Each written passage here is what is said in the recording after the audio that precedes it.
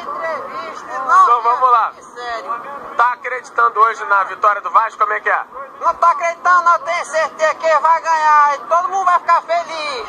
Porque o Vasco é muito campeão do mundo, vai ficar muito lindo hoje. Vai todo mundo para ver o Vasco ser campeão. Você acha que o placar vai ser de quanto hoje? Se depender de mim, eu vou matar os caras ali e vai ser 58-0. Porque quem torcedor, quem jogador lá não presta. Mas eu acho que vai ser uns 3-1.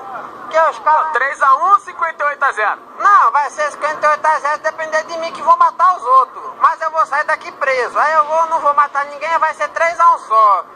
Porque eles são muito brabos e eu vou deixar ele fazer. Deixa mais aberto para aparecer minha camisa do Vasco. Eu vim lá de Orobó, só para ver o... Orobó, entendi. Só me diz uma coisa também. Ano que vem, então, o Vasco tá na Série A. Mas se precisar matar alguém, mata alguém também, né?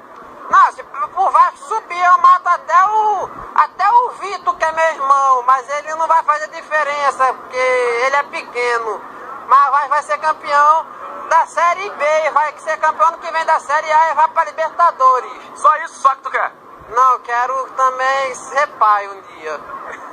Ser pai? Eu quero ser pai, meu filho vai ser Vascão também. E se seu filho nascer e falar que é flamenguista? Aí vai ser mais um pra eu matar. E acabou o mundo.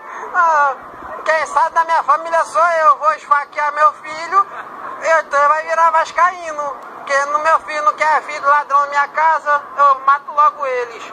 E Eurico Miranda? Você gostou do Eurico Miranda aí na presidência?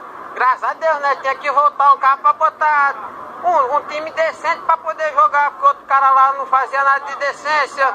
Aí é melhor. Tá acabando o sofrimento da Série B agora, né? Tá acabando já, tá no fim. E se não acabar, a gente mata uma meia dúzia aí. Se não, a gente contrata o técnico não, o advogado do Fluminense. A gente só é pá de novo. Beleza, obrigado, valeu. Tchau, gente.